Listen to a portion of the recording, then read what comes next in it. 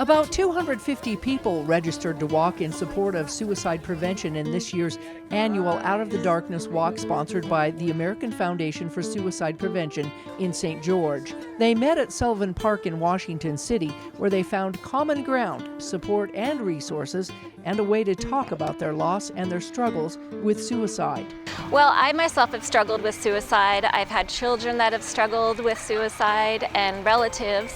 And I think people are here today to help raise awareness, but it's also a great experience to come and feel like you belong.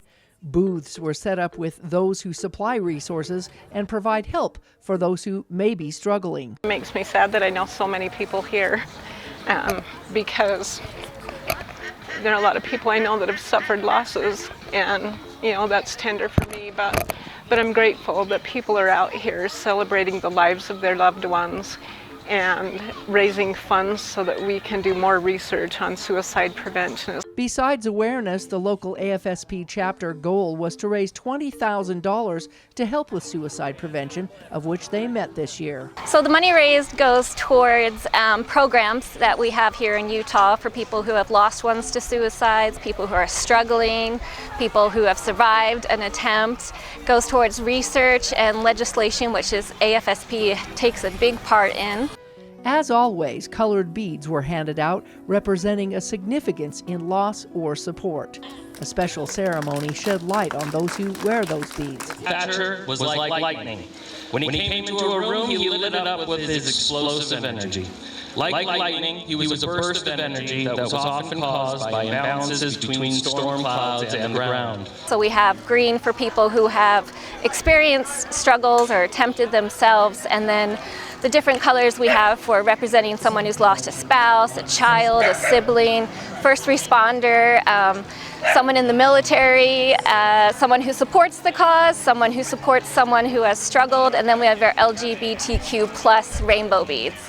Cassie supports suicide prevention because of how her mental health has been impacted by the world around her as a trans person. Pictures of lost ones were on display for all those to share and remember, and special messages along the trail and sidewalk were also left as reminders.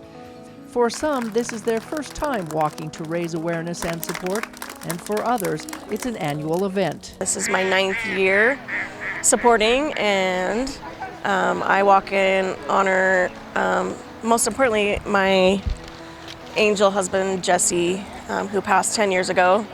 But I also support the cause. I've lost friends and family. And I promised Jesse when he died that I would be his voice. So that is how I honor him. And I will never stop talking about it. We need to get the word out and just be a support for everybody so they know that it's okay to reach out, and we need to reach for hope. New this year is the 988 number, where people who are struggling can get help. In 2020, our 17-year-old son lost his life to suicide just a few days before his 18th birthday. Just really struggling with anxiety and depression and his own self-worth, and just succumbed to that depression, and don't want that to happen to anybody else, to anyone else's kids, anybody else's family. So we come out and support this every year because it means something to us. There's a special place in our heart, and it's very difficult for us to talk about it, but we definitely want to be a tool to help others not take that step, and to be able to just be a part of something that's positive. So that's why we're here today. While some walked alone, others walked in teams to support the loss of loved ones. 3 years ago, we lost our son to suicide, and we love the cause that AFSP has put together to join together and walk out of darkness. And we've gotten a big group of friends together to support the cause of suicide prevention and postvention, and we are so happy to be together and have the support and the team, long live Ollie, to support us in our healing. Yeah. So our son's information's on the back, right? So it's Alejandro Luis Valencia. He died in 2020, April 21st. This is a great opportunity for us to be able to support not just our friends, our loved ones, but also the community, and have them know that there's a lot of resources. And obviously, this affects way more people than I think we realize and we think about. A local support group called LOST meets at the hospital on the third Tuesday of each month for anyone who has lost someone to talk about their feelings. Some who walked hope to be a ray of sunshine to those who still struggle. I just think that if we can see the good in the world, then we're just gonna be able to share that with others. And when they're in the dumps at some point, we'll be able to help them out.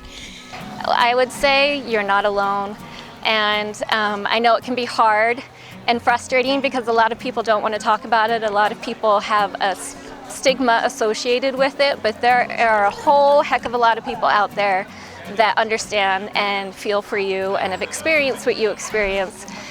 So you're not alone. Because I've been affected by suicide with my family members and with friends that I grew up with who felt that they didn't have an option to keep on going. And it's tragic when that happens. And you're filled with a lot of regret, and you don't want other people to go through the same kind of a pain. And so these kinds of walks, it's a bunch of people all gathered together that have the same kind of a background, who have felt that same kind of a pain. Regardless of why they walk, they all hope to spread the message. And also for anybody else who feels like they can't go on, that there are options and there's hope. Because you matter. From the Out of the Darkness Walk, Melissa Anderson, Community Education News.